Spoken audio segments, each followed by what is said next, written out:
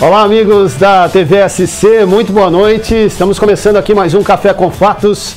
Nosso programa de todas as quartas-feiras, estamos ao vivo aqui, véspera de feriadão, todo mundo já pensando na folga, para quem pode, né? Feriado de Tiradentes nesta quinta-feira, emendando com a sexta, que é o dia do descobrimento do Brasil, né? Mas não é feriado, mas é uma data importante para a história do país. Dependendo do setor de atividade, o pessoal está de folga a partir desta quinta, emenda sexta, sábado, domingo e só volta ao trampo na segunda. Grande abraço para você, muito obrigado pela audiência. Você que está em São Caetano, no canal 3 da NET, para você que está em qualquer parte do Brasil e do mundo, em webtvsãocaetano.com.br. O Café com Fatos está começando numa quarta-feira ainda quente. Estamos vivendo temperaturas muito altas aqui no estado de São Paulo, em toda a região sudeste. Nem parece que não é mais verão, é outono, né? Ultrapassamos aí os 30 graus.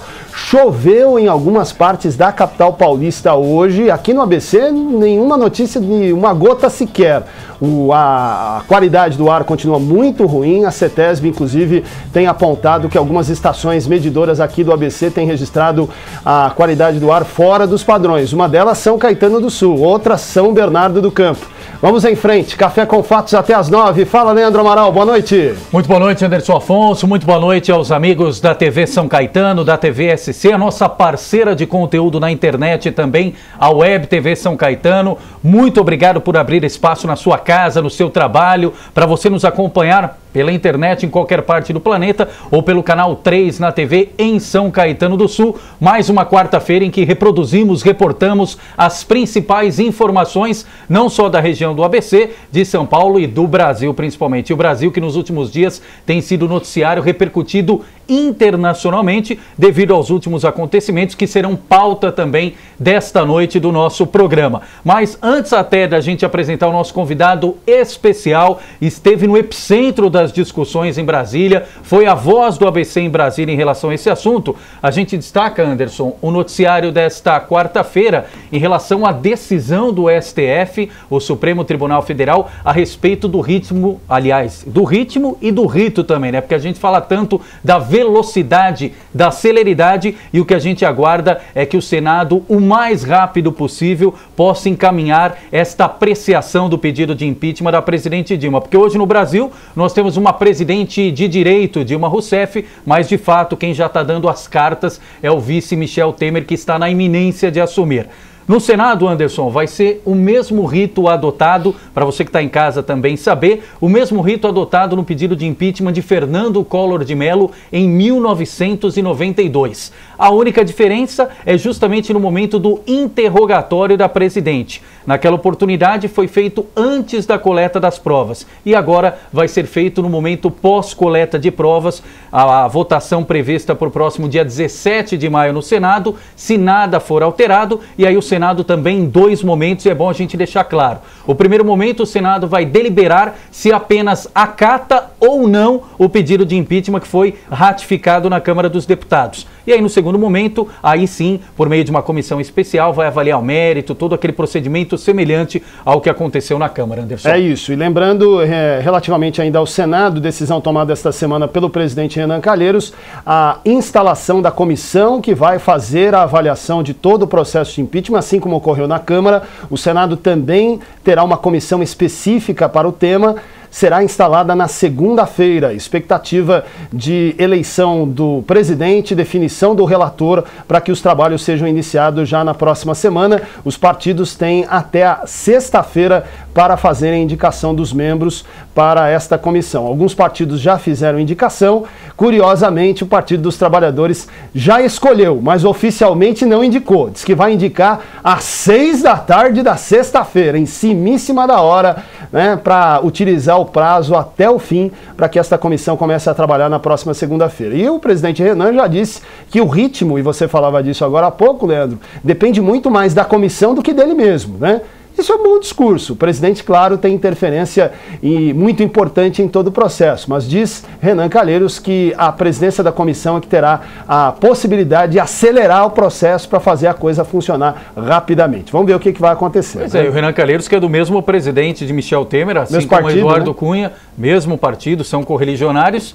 e vamos ver como é que vai ser essa celeridade ou o tom do encaminhamento no Senado, é o que toda a população espera. Ó, tem uma notícia importante também nessa quarta-feira relativa à economia. Nós chegamos pela primeira vez nos últimos tempos, segundo os números da pesquisa que mede oficialmente o desemprego no país, a marca de 2 dígitos. 10,2% de desempregados no Brasil. Isso é relativamente à população economicamente ativa no país. E isso dá, em números absolutos, 10.400.000 pessoas no Brasil estão sem emprego. Isso é muito grave, é o maior índice apurado pelo IBGE desde que a pesquisa foi feita com essa metodologia a partir do ano de 2012.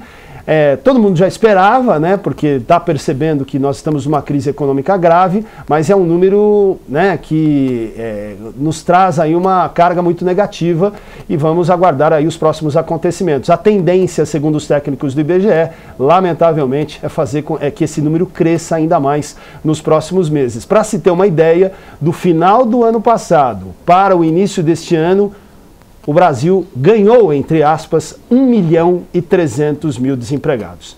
É muita gente, né?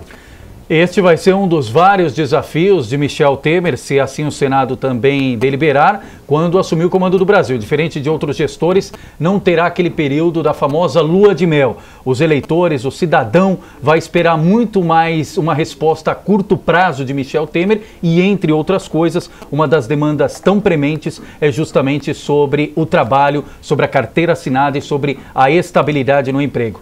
Por falar em futuros desafios, impeachment, pauta da política nacional, é com muita alegria que hoje recebemos em nossos estúdios deputado federal, uma das vozes do ABC em Brasília, participou efetivamente da votação no último domingo, deputado Alex Manente do PPS. Alex, obrigado pela presença, boa noite. Boa noite, Leandro, boa noite, Anderson, todos os internautas e os telespectadores que nos acompanham. É uma satisfação estar pela primeira vez, até porque é uma quarta véspera de feriado e nós não temos sessão lá em Brasília. Isso. Então fiz questão de estar aqui a convite de vocês nessa oportunidade e conhecer in loco como é feito esse programa que é tão comentado na nossa região. Isso. Anderson, nós vamos ainda falar muito com o Alex, todos os bastidores de Brasília, mas antes, para você que não teve a possibilidade de acompanhar, domingo foi um divisor de águas na história da política nacional.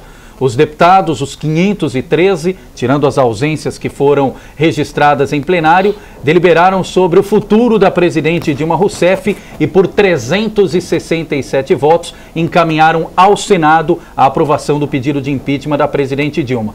O Alex foi o primeiro a votar pelo estado de São Paulo, o estado paulista foi o 15º a registrar os votos, o Alex foi o primeiro e o responsável pelo voto de número 144 a favor do pedido de impeachment da presidente Dilma. Para você que não acompanhou, vai ter a possibilidade de ver agora e você que já viu, vai ver de novo. Parlamentar de São Paulo, deputado Alex Manente, do PPS. Senhor presidente, tenho a honra de iniciar o estado mais forte do nosso país. E em respeito à minha família, para honrar o futuro das minhas filhas, para poder ter fé no nosso país, trago aqui a representação de uma das maiores regiões do nosso país, que é o Grande ABC Paulista. Trago também a bandeira da minha cidade, São Bernardo do Campo. E é pelo Brasil, por São Bernardo, que nós votamos sim pelo impeachment da presidente. Momento histórico, Alex. É verdade, é um momento único que também nós não queremos passar novamente, né? O impeachment sempre é algo muito negativo. Eu dizia que nós lá na Câmara Federal tivemos uma oportunidade de fazer um julgamento que acreditava-se também a questão técnica, mas também as razões políticas que levaram a esse cenário. E, sem dúvida alguma, é um momento infeliz do país.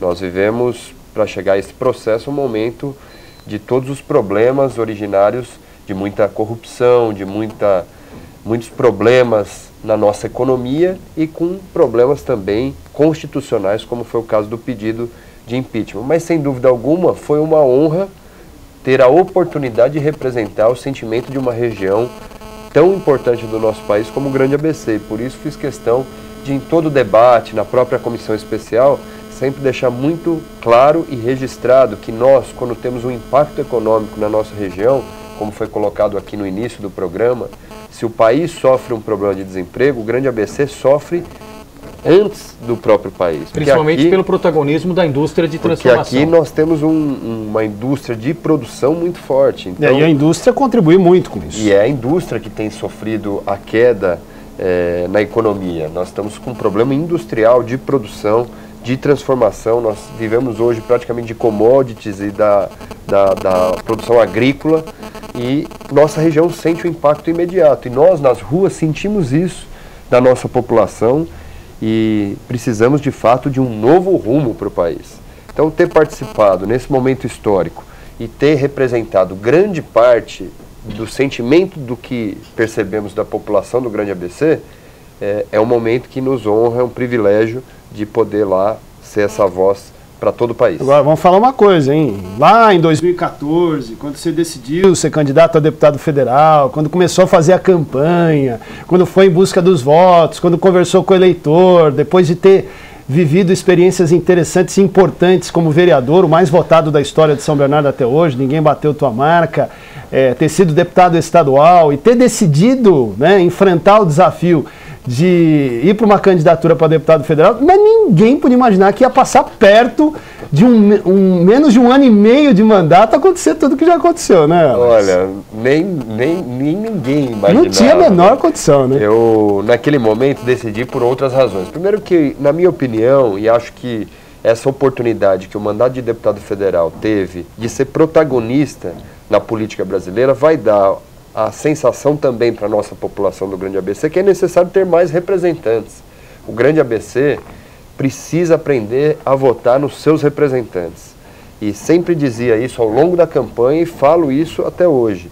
Nós temos um costume de observar o deputado federal como alguém que aparece apenas na televisão. E nós temos que fazer os nossos representantes serem protagonistas das principais ações para representar esse sentimento. E fazer um parênteses, Alex, a prova disso foi o próprio resultado da votação em São Bernardo do Campo. Você foi o deputado federal, como o Anderson bem lembrou, mais votado, mas o segundo e o terceiro colocados, deputados por São Paulo. Tiririca, Celso Russomano, que e foi tem... o resultado do ABC, exatamente. Inclusive. O Celso Russomano até apresentou algumas demandas daqui, mas, salvo engano, o Tiririca, que eu me lembro, não apresentou nenhuma demanda do ABC. E eu falava exatamente sobre essa questão. Nós precisamos inserir. Então, quando eu tive a oportunidade de representar o Grande ABC, acho que também a população começa a identificar que é necessário ter representantes mais próximos para poder cobrar resultado. E o protagonismo da Câmara Federal, em todos os aspectos, porque agora a gente chegou num ponto que mobilizou todo o país. O ápice, vamos dizer assim, né? Por enquanto, exatamente. Porém, antes, o ano passado, nós já debatemos temas que foram de abrangência nacional, como a redução da maioridade penal. Acredito que a Câmara teve um protagonismo nesse mandato que talvez não teve em outras oportunidades. Nessa legislatura. Essa legislatura tem sido muito dinâmica e eu, particularmente, tenho aprendido muito. Eu tenho falado para as pessoas que as experiências que tive como vereador e como deputado estadual me acrescentaram muito, porque onde estamos nós aprendemos e isso faz parte da vida humana. Mas as experiências que eu tenho colhido nesse período como deputado federal certamente deixarão muitos ensinamentos para o futuro da minha vida. É isso aí. Ó, sempre lembrando aos nossos telespectadores e aos nossos internautas que é possível participar aqui com a gente, né? Então você pode mandar o tempo inteiro, já tem pergunta aqui na tela, daqui a pouco nós vamos reproduzindo aqui as participações do pessoal que nos prestigia, povo que entra aí no webtvsãocaetano.com.br, pode entrar no Facebook, pode mandar pergunta pelo WhatsApp, aqui na tela você tem os números, tem as possibilidades e as ferramentas aí para entrar em contato em tempo real conosco, fazendo pergunta a Alex Manente, que vai seguir aqui conosco, né, Leandro? Sem dúvida alguma. E, Alex, outro ponto importante também para a gente colocar aqui para o nosso telespectador, para o nosso internauta, a respeito das pautas de Brasília. Você recordava muito bem a respeito do ano passado, a maioridade penal, mas teve também o debate da reforma política. À época foi se discutido amplamente o tema, mas na hora de deliberar, na hora de encaminhar, ficou muito aquém do que era esperado. É um tema que é possível retornar à pauta, assim como as outras reformas que se esperam, até mesmo no governo Temer? Olha, Leandro, nós podemos dizer que ficou aquém do que se imaginava, mas foi talvez a primeira grande transformação na lei eleitoral e nós sentiremos os impactos agora. Principalmente no aspecto do financiamento de campanha. O financiamento o fim do financiamento da iniciativa privada para as campanhas é um grande avanço. É um grande avanço porque todo o sistema de corrupção que existe no nosso país, ele tem como origem a arrecadação para uma campanha eleitoral. A raiz está aí mesmo, Alex? A origem está aí, porque se nós observarmos todo o resultado das investigações, o que se observa é que quem está sendo investigado e quem cometeu corrupção são os principais investidores das campanhas. Então eu sempre digo, a maior campanha nem sempre significa a campanha que melhor trará resultado para a população. E isso ficou muito claro, especialmente nessa investigação da Lava Jato. É verdade. A Lava Jato, ela puniu todas as empreiteiras que têm serviço público, serviço e contrato com o serviço público. Então, é necessário que nós tenhamos responsabilidade com o dinheiro da campanha. E isso iguala a oportunidade. Não faz com que uma campanha seja muito maior do que a outra. E o maior fiscal da campanha será o eleitor. Mas a Lava Jato, na tua avaliação, Alex, ela é realmente um divisor de águas? Porque nós tivemos no início dos anos 2000 o escândalo do mensalão. A época tão forte quanto foi hoje a Lava Jato. Claro, hoje comparando, a Lava Jato é muito superior e muito mais ampla, muito mais aprofundada do que foi, né? Exatamente, o mensalão.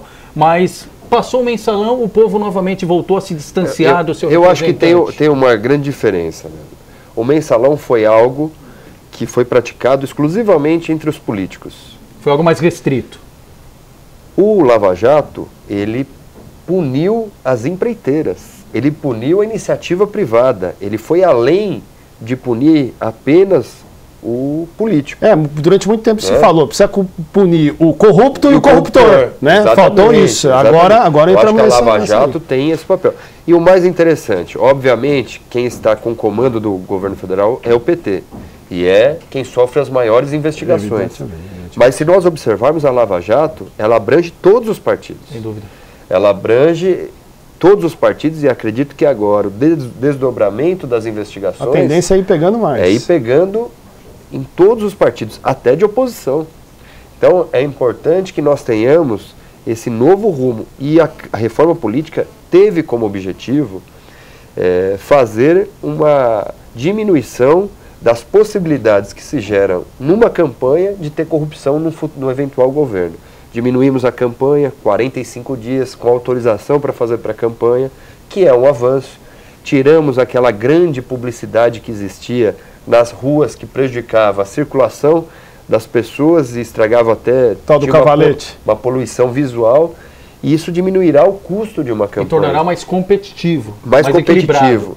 E tem outra questão que foi modificada e que pouca gente fala, que antes quem estabelecia o teto do que poderia gastar numa campanha era o próprio candidato. Era o partido e o candidato que definiam o teto de uma campanha. Podia se gastar quanto se quisesse. Agora não. Agora nós temos um teto baseado no resultado da última eleição, que é 70% da maior campanha de cada cidade. E será assim no governo do estado e também na presidência da República. Importantes informações. São mudanças que são importantes, até porque nós precisamos começar a gerar uma cultura. Obviamente eu defendia, até porque defendo aqui o voto para o Grande ABC, eu defendi o voto distrital misto. Distrital misto era a possibilidade de você continuar tendo referências dos segmentos que precisam ter sua representação no Congresso Nacional, mas também a regionalidade precisa ser algo defendido. Uma região como o Grande ABC, 3 milhões de habitantes, 2 milhões de eleitores, não pode ter 2 deputados federais. É muito pouco. Tem regiões que concentram o trabalho e nós vivemos aqui uma peculiaridade. Estamos ao lado da capital e vivemos muito mais a capital do que o Grande ABC. Verdade. Então, muitos eleitores acabam votando pela capital, mesmo morando aqui. E nós precisamos ter esse voto distrital misto. É isso aí. Vamos fazer um intervalo? Daqui a pouco a gente volta com o deputado Alex Manente. Prometo, na abertura do próximo bloco vão começar as perguntas dos nossos telespectadores, dos nossos internautas. Ô, Estela do Rude Ramos, é com você que nós vamos começar o próximo bloco, tá? Fique ligado, a gente volta já.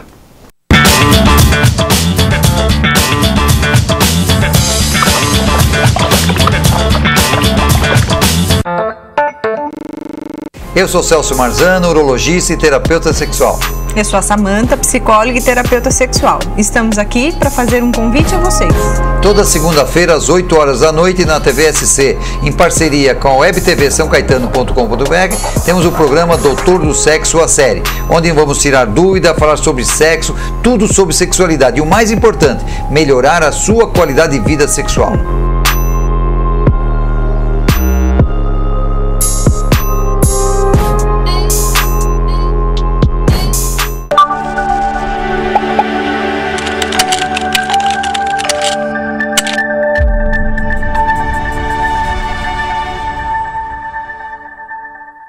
Novos horários em nossa programação. De segunda a sexta, 4 da tarde, Marcos Savoy comenta o que é notícia em São Caetano e no ABC. Informação e prestação de serviços. É o jornalismo sem rabo preso, sem papas na língua e sem limites. Agora, de segunda a sexta, ao vivo, às 4 da tarde, na TV SC, a TV de São Caetano.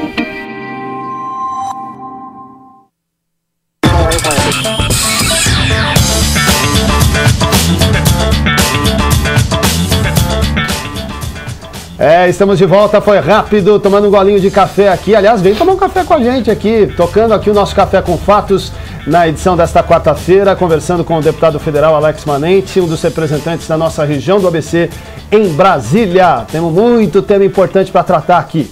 A Estela, que mora no Rude Ramos, em São Bernardo, está nos assistindo e pergunta o seguinte: o que o nobre deputado pensa sobre Eduardo Cunha e sobre Michel Temer, nomes que protagonizam a política nacional neste momento?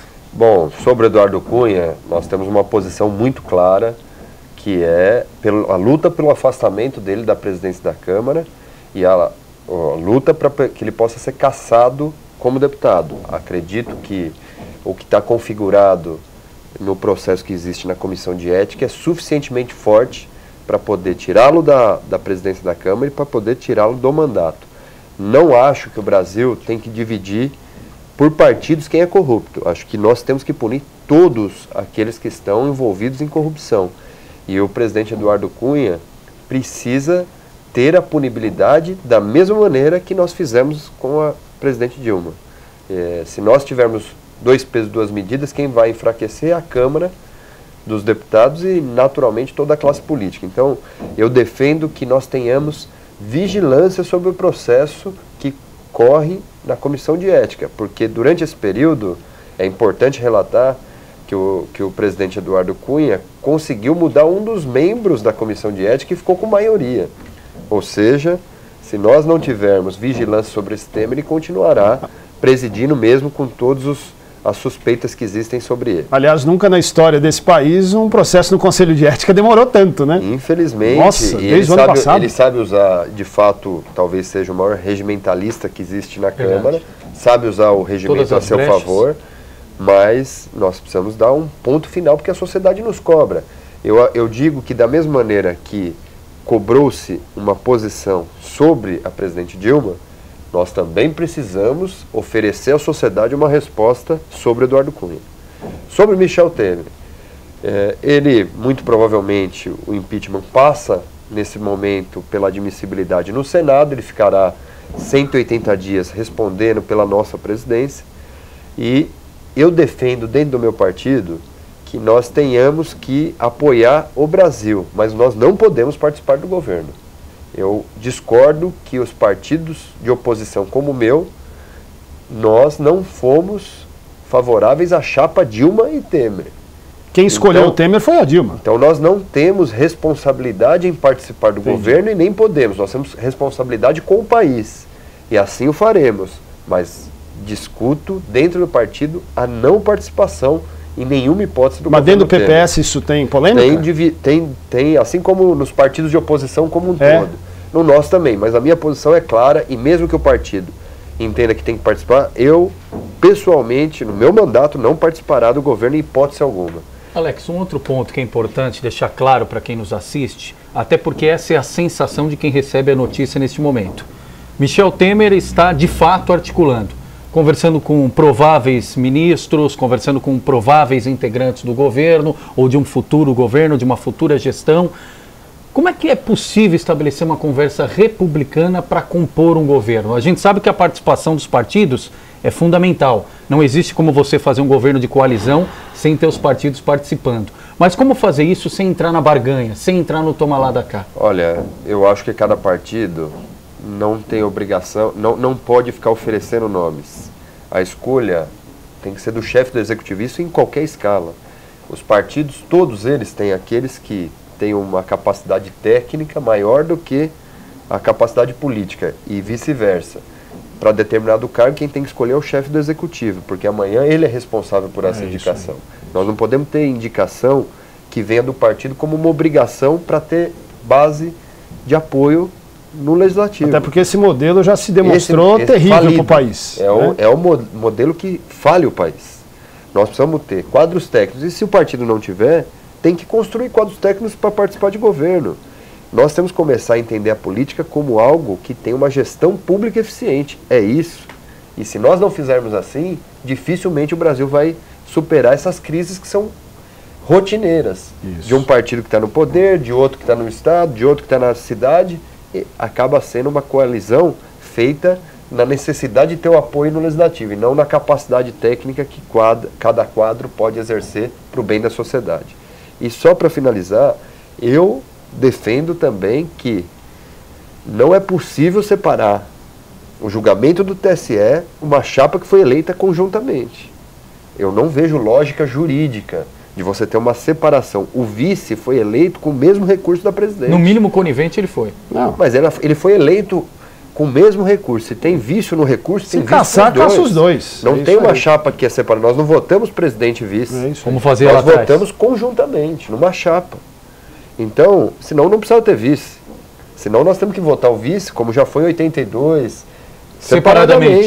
Isso aí. Agora, foi eleito. Ele não está lá como vice-presidente sem a forma de recurso da presidente. Se houve ilicitude, é para ambos.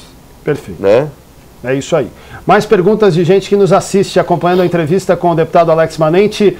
O Eduardo, também de São Bernardo do Campo, manda aqui pelo nosso site. Deputado Alex, o que você diz sobre o Congresso ter ficado o ano passado todo paralisado para não destravar pautas do governo federal e ainda seguir nessa implicância política do Eduardo Cunha? Ele acabou de dizer que não colocaria nada da presidência em votação até o final do processo de impeachment. Pede a sua avaliação sobre esse contexto todo. O Eduardo aqui pergunta. E só antes de fazer aqui uma ponderação... Não é o Cunha, não. Não é o Eduardo, não, é charado Eduardo Cunha, não é ele, não. A Marcela Costa, aqui de São Caetano, manda mensagem. Obrigado, Marcela, dizendo o seguinte: sou especialista em prestação de contas e concordo com o Alex. Nunca vi julgar as contas separadamente. Fica à vontade, Alex. Olha, eu... Primeiro agradecer ao Eduardo e não agradecer a Estela da pergunta também. Né? Sem dúvida. O que eu acredito são duas coisas distintas.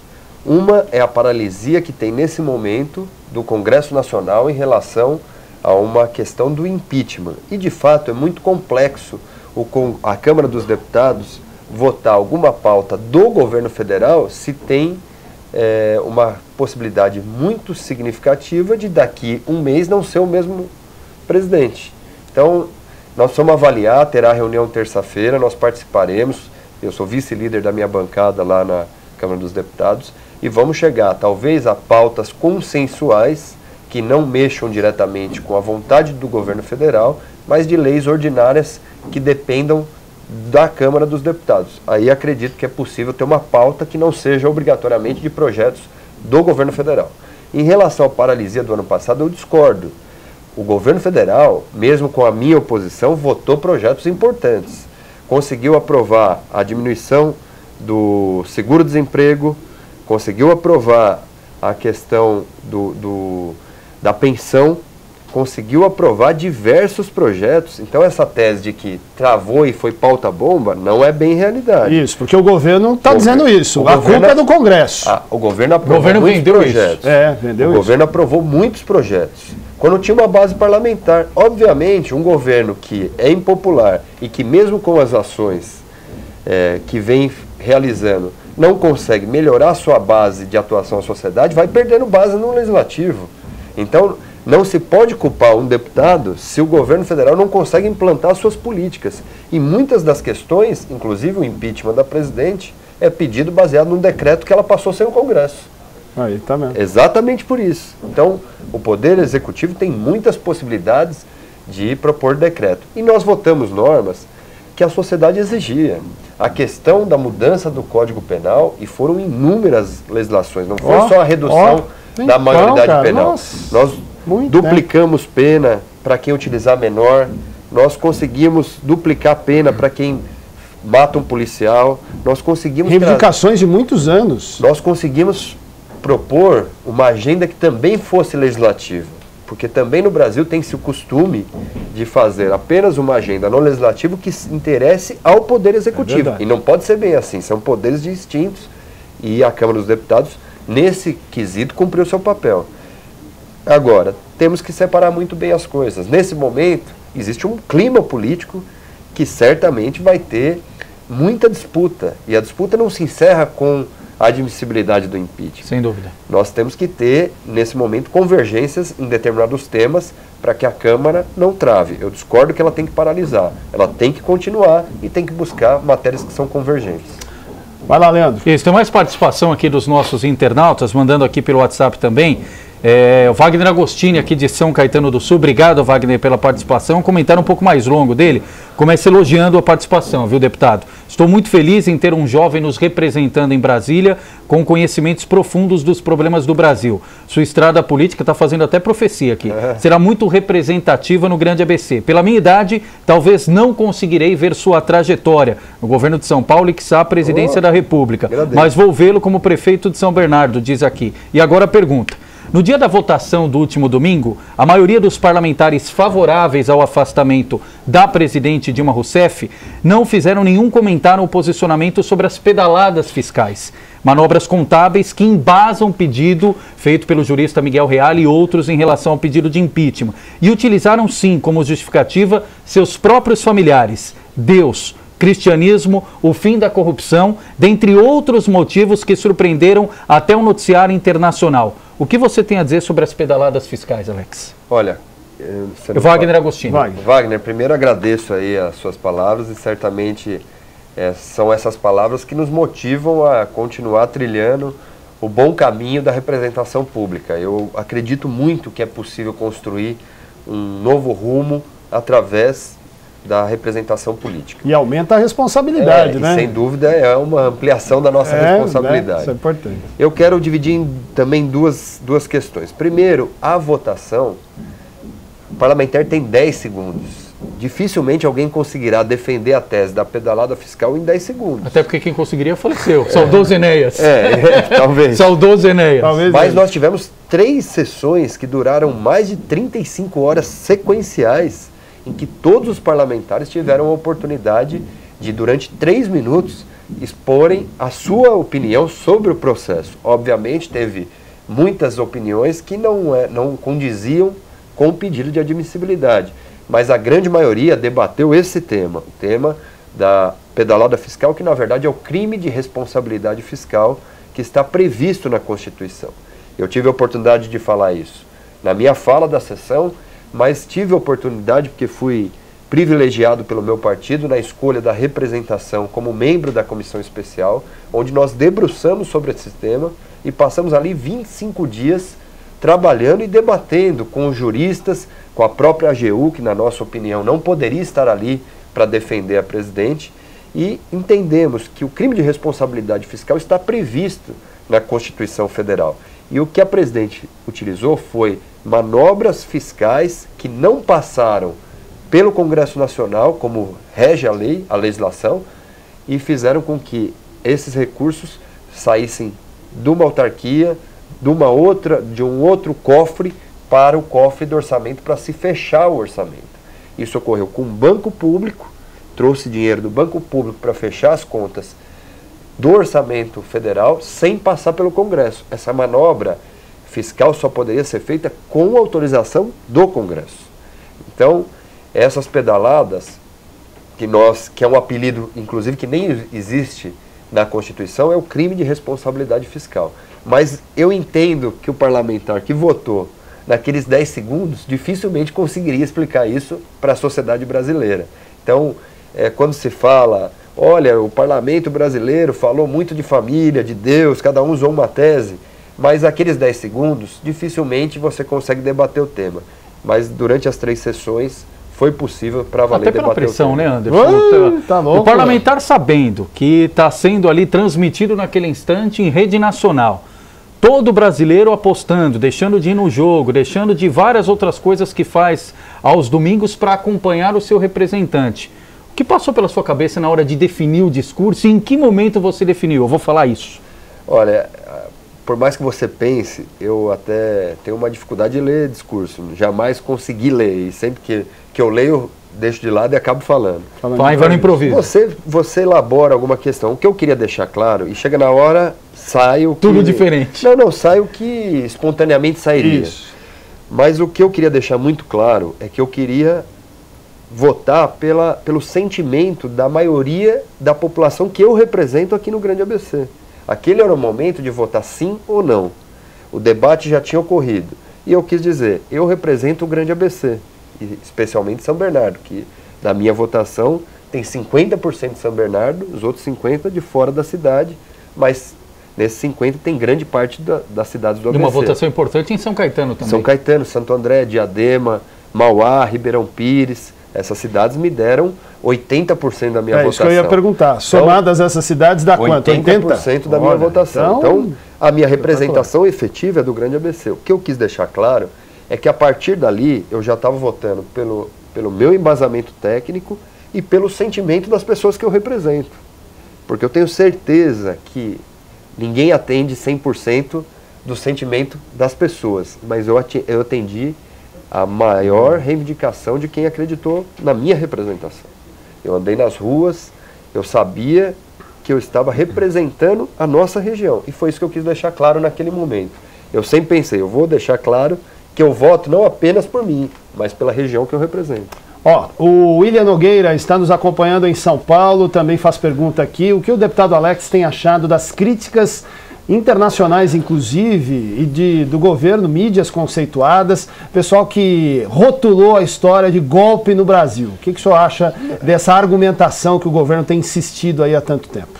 O governo insiste em falar em golpe até para poder ter um discurso político. Golpe é não seguir a Constituição Federal. Tem uma ruptura, né? O golpe seria algo que a presidente não cometeu e que estavam tirando ela por conta de algo que não existe. Não é o caso. Para mim está claro, tem crime de responsabilidade fiscal, não é golpe. E é um termo rápido, né, do Brasil inteiro para uma militância falar. E acabou repercutindo nas mídias que são ligadas ao bolivarianismo, né? Então, eu entendo dessa maneira. Tá. Obviamente a presidente foi hoje para poder falar na ONU esse discurso. Não sei se vocês acompanharam. Sim. Ela está indo à ONU para fazer para ganhar um espaço para vocalizar esse discurso. Sinceramente, que eles estão preparando já o debate para o pós-Dilma. Essa é a minha opinião. É o debate que ocorrerá no pós-Dilma.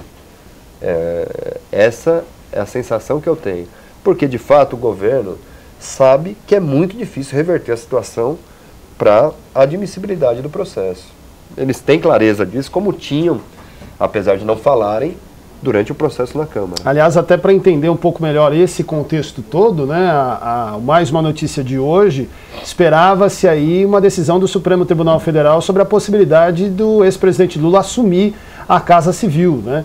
E essa decisão foi postergada, foi adiada, né? O ministro Teori Zavascki diz que tem outros pedidos no mesmo sentido, precisa pegar esses outros processos, juntar num só. E quem conhece os meandros de Brasília e da própria Justiça entendeu isso como um recado. O STF não vai meter a colher nesse negócio agora. Espera passar, espera ver o que vai acontecer com o governo. Como é que nós vamos deixar entrar alguém na Casa Civil que daqui a pouco vai ter que sair porque o governo também não vai não vai ter sequência, né? Então a Justiça máxima, em grau máximo do país, decidiu hoje deixar para depois para se Lula entra ou não entra no governo. Continua de fora, está mantida a liminar que foi concedida pelo ministro Gilmar Mendes, que impediu a posse de Lula na Casa Civil como ministro da Casa Civil. Muitas perguntas ainda chegando aqui para a gente. Quero agradecer demais você que parou, que registrou sua pergunta, fez questão de encaminhar aqui ao deputado federal Alex Manente. Nós, na medida do possível, vamos responder a esses questionamentos e o que não for possível a gente encaminha pela assessoria do deputado para que no próximo momento ou até no próximo programa a gente possa responder aqui a esses questionamentos. De imediato nós vamos a um breve intervalo, o Alex, o Anderson, vamos tomar mais um cafezinho, na volta seguimos com o último bloco. Até já!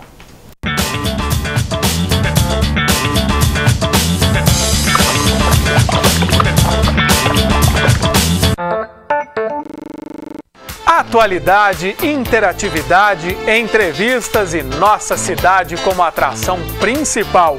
O que é destaque nas ruas e nas redes sociais está aqui. Quem é notícia também. A gente se encontra aqui, São Caetano.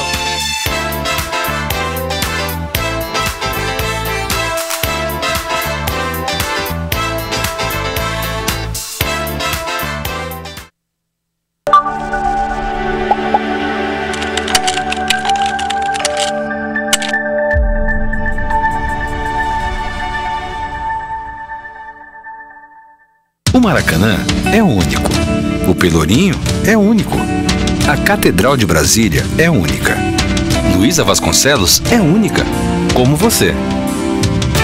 Com a biometria, o seu título de eleitor terá a sua identidade digital. Assim, ninguém pode se passar por você na hora do voto. Verifique se sua cidade está participando do cadastramento digital. O prazo já está acabando. Informe-se no TRE do seu estado. TSE, Justiça Eleitoral.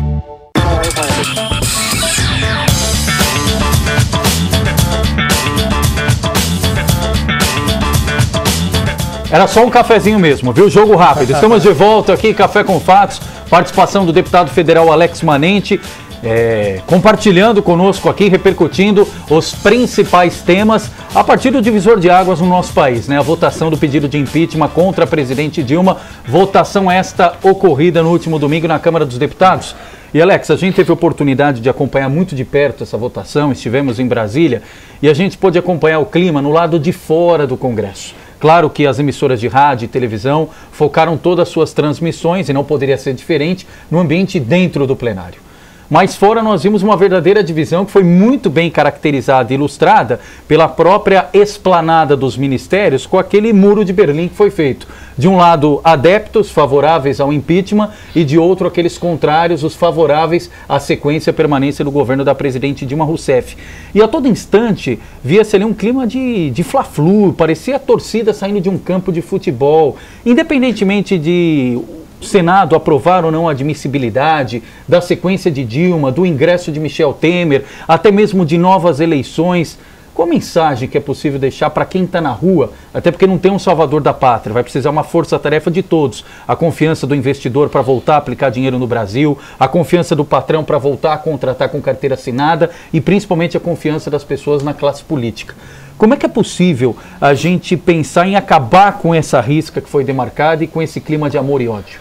Olha, Leandro, é uma pergunta muito importante. Eu tenho falado sobre essa questão nos últimos tempos. Acredito que o que nós estamos vivendo é o fim de um ciclo, de um modelo de política. Nós temos que agora começar a colocar o nosso país num novo momento da política, que é exatamente a busca dos melhores quadros em qualquer dos partidos políticos que nós falávamos para ter uma boa gestão pública. O que as pessoas buscam do representante público não pode ser apenas a questão personalista, tem que ser uma questão de amplitude na visão de gestão pública. As pessoas querem serviço público de qualidade. Isso. E nós precisamos começar a exigir que a representação política seja projeto de fato que as pessoas acreditem que melhora a vida das pessoas. E só um complemento, Alex, toda essa discussão macro, as pessoas têm que entender que faz parte da história do remédio no posto, do buraco da rua, do corte do mato, da poda da árvore. Tem a ver diretamente com essa discussão nacional. Quando se tem um ódio, você vota em alguém, não porque acredita, mas para não votar em alguém. Eu sou anti esse, por isso eu voto nele. Esse é o pior voto que tem, porque na verdade você não está comparando projeto, você não está comparando oportunidades. Você não está surgir discutindo o futuro. Ciclo, você está apenas torcendo para um lado. Mas acho que a gente está começando a entender isso. Eu acho que essa divisão de muro ficou algo tão explícito, caracterizado, que nós precisamos encerrar com isso. E também não significa que alguém que goste de algo diferente do que eu gosto precisa ter ódio. Aprender a conviver com as diferenças. Tem que saber conviver com a democracia. É isso aí, democracia. Com as pessoas que pensam diferentes. Concordo então com você não poderia, porque torce para o Palmeiras, ser amigo de alguém que torce para o Corinthians. É isso aí. Na verdade, nós temos que buscar qual o equilíbrio. O equilíbrio é que as pessoas querem serviço público de qualidade. E nós precisamos exigir dos candidatos em qualquer posto que eles tenham um projeto a oferecer que melhore a vida das pessoas. Esse é o grande desafio. E cobrança permanente, participação efetiva, Exato. Senão não se constrói uma sociedade Você não melhor, constrói, né? E você tem que ir buscando alternativas para chegar no resultado que a população espera. Então eu sempre digo o seguinte, votar em alguém porque não gosta do outro é muito pequeno para as necessidades que o nosso país precisa. E hoje precisa. a própria tecnologia, né, Alex, as redes sociais facilitam muito esse aspecto.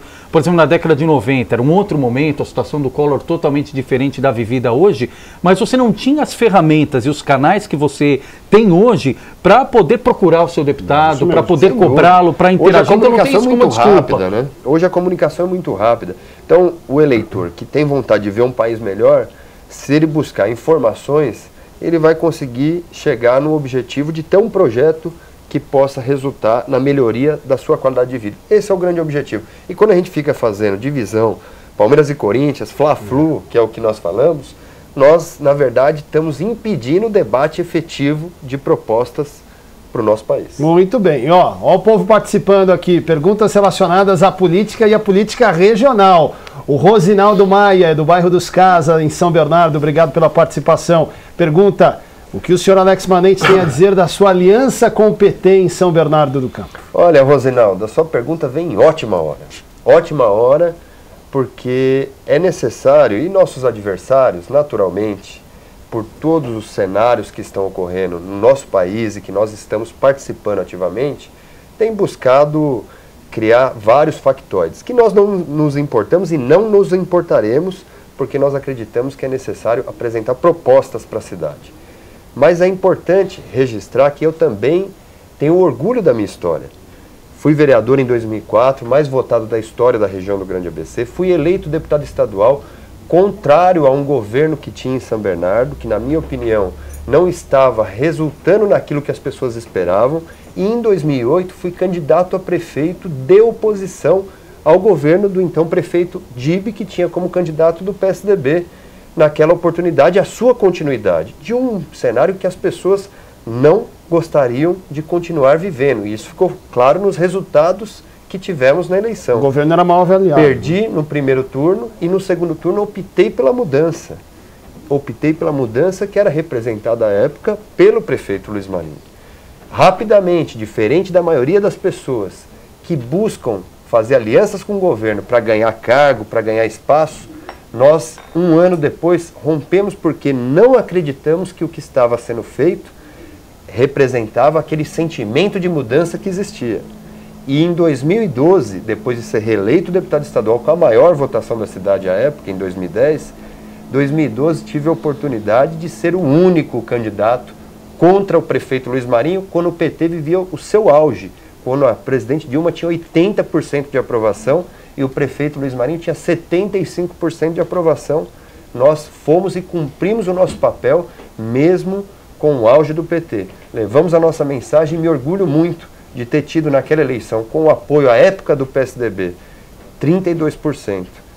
E essa aliança que se fala é uma aliança que nós trabalhamos para mudar a cidade, assim como desejamos olhar para o futuro da cidade. Então, toda essa grande dimensão que se dá, nós temos que olhar todo o cenário, inclusive do ABC. Muita gente que fala isso esteve muito ao lado do PT em diversas eleições, talvez sem aparecer. Tá bom, vamos falar. Você falou agora há pouco de eficiência administrativa.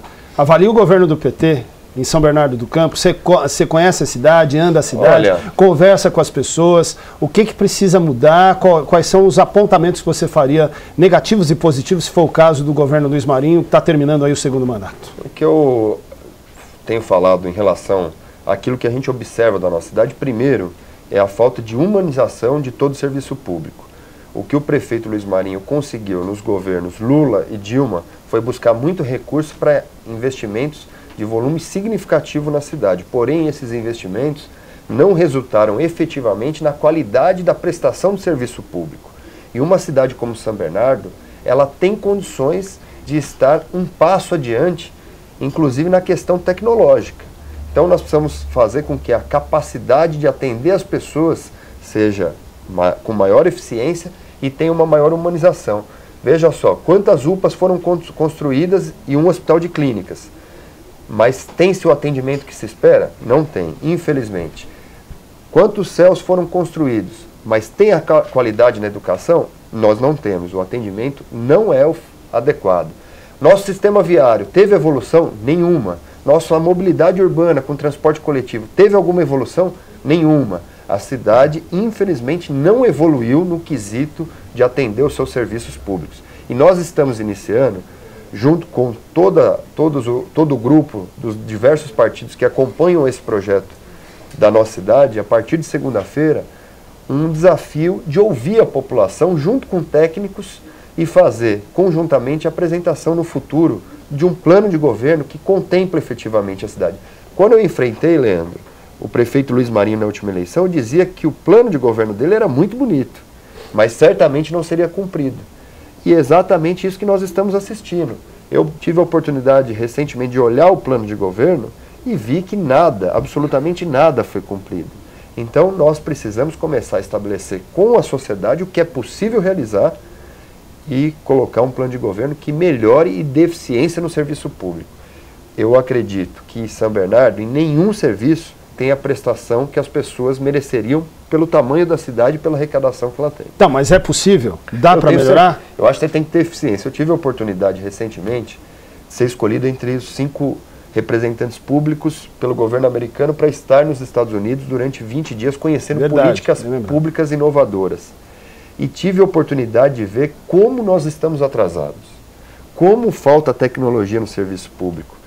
E nós precisamos buscar esse conhecimento para melhorar segurança, saúde, mobilidade urbana, e a tecnologia é um instrumento fantástico para dar essa eficiência. Se bem utilizado. Se bem utilizado. E é um investimento que você consome menos, porque nós temos que diminuir cargo político e fazer com que gastemos menos e tenhamos a eficiência que a população espera. Só aproveitar, Alex, recuperar aqui, a produção acaba de me avisar, a produção separou fotos, imagens importantes que marcaram este final de semana em Brasília. A gente vai soltar aqui as imagens pré-acompanhando justamente esse clima do lado de fora em Brasília. Ó, só para você ter uma ideia, acho que você nem chegou a ver essa foto, Alex.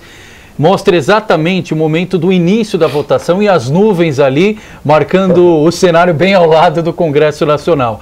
As nuvens que poderiam ser favoráveis ou contrárias a Dilma Rousseff, no caso, foram amplamente contrárias. Aí o lado de lá do Muro de Berlim, né? Gente vendendo camiseta aí em apoio à permanência da presidente Dilma Rousseff no poder, camiseta sendo vendida a 20, 30 reais. Esse é o lado de cá do Muro de Berlim, justamente as pessoas favoráveis ao pedido de impeachment. Essa cena foi impressionante, Alex, porque é uma bandeira que estava praticamente por toda a esplanada dos ministérios e ali crianças, inclusive bebês ali, 5, 6 meses de idade, e já estavam envolvidos com este tema da cidadania e da participação na decisão do rumo do país. Pode rodar, produção.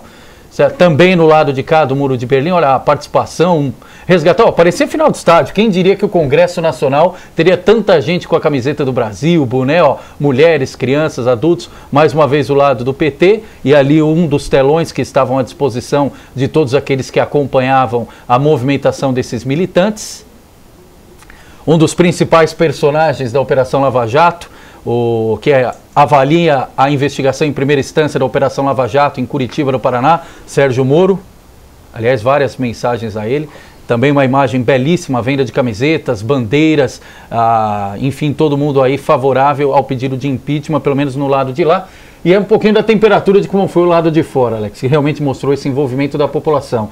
É possível pensar na permanência disso, em esticar ao máximo essa participação e não fazer com que isso seja rompido e a população volte a se afastar da política? Olha, Leandro, eu tenho dito que essa crise que vivemos foi também uma oportunidade para nós politizarmos mais a sociedade. Nunca se discutiu tanto o processo político no nosso país. E nós temos que amadurecer. O Brasil tem uma democracia ainda muito jovem, que certamente vai evoluindo com o passar do tempo e vai ganhando a maturidade necessária para fazer cada vez melhores opções e cobrar representatividade. Então eu espero que esse debate não se encerre com o impeachment da presidente Dilma, que ele continue prosperando para que nós tenhamos de fato representações públicas que tenham como finalidade ter uma gestão pública eficiente. Tá, e para finalizar, Michel Temer tem condição de comandar o país? Formar um governo de coalizão, de tentar fazer a coisa funcionar? Nós esperamos que sim. Nós cumprimos a Constituição, Anderson. A Constituição rege que se a presidente cometer crime que esteja previsto na lei de impeachment e na Constituição, ela precisa sofrer um impeachment. E essa mesma Constituição diz que quem assume é o vice. Ok. Está sendo cumprido. Nós estamos cumprindo a Constituição. Não significa que nós acreditamos que é o melhor caminho para o nosso país, mas é o que legalmente se tem e nós vamos torcer para que seja o melhor. Aliás, tem gente defendendo novas eleições agora. Você pensa o que sobre isso? É algo que não pode se descartar. Entendi. Não pode se descartar. Talvez não seja a questão imediata, mas e se tiver uma decisão do TSE sobre a chapa? Então nós temos que estar preparados para viver uma eleição presidencial. E acredito que talvez não exista nada melhor do que um presidente ser eleito. Ah, sem dúvida. E para a nossa audiência rotativa, para você que acompanhou do meio do programa em diante, mais uma vez nós vamos colocar o vídeo que nós abrimos esse Café com Fatos, exatamente um momento histórico para a carreira do Alex Manente, para a região do ABC, que viu seu porta-voz registrar o voto no último dia 17 de dezembro, na aprovação 17 de abril. 17 de abril. Já estou pensando em dezembro, porque foi o segundo do Collor. Foi quando o Senado aprovou também. É uma profecia, espero que não, né? Bom, e você vai acompanhar como foi mais uma vez a votação de Alex Manente. Confira. Parlamentar de São Paulo, deputado Alex Manente, do PPS. Senhor presidente, tenho a honra de iniciar o estado mais forte do nosso país. E em respeito à minha família, para honrar o futuro das minhas filhas, para poder ter fé no nosso país, trago aqui a representação de uma das maiores regiões do nosso país, que é o Grande ABC Paulista. Trago também a bandeira da minha cidade, São Bernardo do Campo. E é pelo Brasil, por São Bernardo, que nós votamos sim pelo impeachment da presidente. E beleza. Dessa forma, Alex, mais uma vez, obrigado pela gentileza da entrevista. Eu sei que a semana foi intensa. Agendas em Brasília, agenda em São Bernardo do Campo, mas abriu espaço desde o primeiro momento. Aliás, o deputado federal Alex Manente nos acolheu em Brasília, nos fez todas as apresentações, sala de comissões, plenário, nos deu entrevista que você pode acompanhar nas redes sociais e hoje fez questão de estar aqui conosco para atualizar as informações como um verdadeiro prestador de contas daquilo que faz pela região do ABC. Deputado, obrigado. Eu que agradeço, Leandro, e foi uma satisfação recebê-los lá em Brasília. E a próxima vez eu espero o café lá em Brasília. Vamos fazer aí, produção. Porque o Anderson não esteve. Não é verdade. Mas só esteve o Leandro. Ainda bem, porque se o Anderson fosse, o que eu ia falar dessa história de Batman e Robin? Eu não aguento mais. Não tem, ele é o Batman. Quem é Robin? Não tem Robin. Essa é a pergunta. Sem Robin. Mas eu fico muito feliz aqui de poder estar debatendo com vocês. Como eu disse, quarta-feira é um dia que geralmente nós estamos em Brasília e eu não posso estar aqui no programa. Então fiz questão, quando o Leandro esteve em Brasília falando da possibilidade de estarmos aqui, de vir aqui, registrar o nosso posicionamento, agradecer a cobertura de vocês durante todo o processo, que eu registrei também naquela oportunidade, que é fundamental para o ABC conhecer o que ocorre nos bastidores do dia a dia, não apenas o que aparece na grande mídia, mas agradeço mais uma vez a oportunidade de ver vocês lá na rádio, aqui juntos, de fato. O Batman e Robin é uma realidade. Olha, eu tô primeiro em mim, então eu sou o Batman. Grande abraço para todo mundo, obrigado pela gentileza, Alex, foi um prazer recebê-lo, pela produção, pela técnica, pelo Leandro, pelo Alex, a gente diz sim aqui, obrigado, então grande abraço a todos, semana que vem tá de volta a partir das 8 da noite, tchau. Eu não posso mandar um abraço também?